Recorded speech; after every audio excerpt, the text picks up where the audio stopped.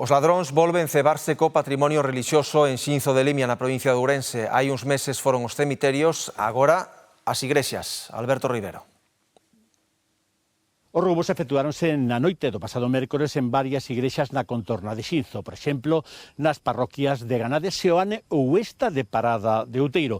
Buscaban directamente cartos, por iso foron os petos. Os estragos son importantes, aínda que a cuantía roubada non foi elevada. Por exemplo, arrombaron a porta da igrexa e hai unha vasoira que nestes momentos fai de trave aquí en Parada de Outeiro. É algo semellante ao acontecido hai 2 meses, cando actuou a banda do roubo a Cristo nos cementerios da provincia de Ourense. Os estragos, o sentimental é o que ten máis valor para os veciños e tamén para os cregos. Outro golpe no máis sagrado. En Ganade levaron 2 cadeniñas de ouro que tiña a Dolorosa. En Parada si destrozaron os petos. En Ganade, como non hai petos, pois non fixeron destrozona máis que na porta. Quizá elí dañaron máis a porta que aquí porque foi máis mala de abrir. A pechadura, mira, velas ali están no chao, e aquí deixaron eso así. Demasiado dano para pouco botín. E les andan buscando cuartos e entonces revolven todo.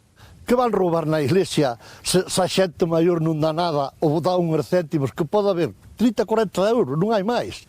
Pero claro, rebentan as cerraduras, rebentan calquer cousa dentro e o gasto que fan. Cantidades pequenas de pouco delito, pero que hoxe en día custa xuntalas.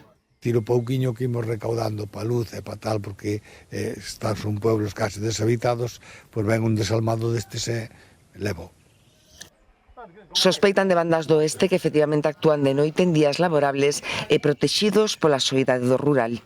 Veño todos os días, e que non raxe naide. Veciño non hai ningún arredor. Isto está todos os días solo, as noites entran o que quer. Nada. E eso como o meu fillo levantouse ás 5 da mañá para ir traballar e aquí non sentiu cousa ninguna. Chove sobremollado. Nos últimos meses, a xa coñecida como Banda dos Cristos profanou alo menos 9 cemiterios en 6 concellos de Ourense, tamén en Xinzo.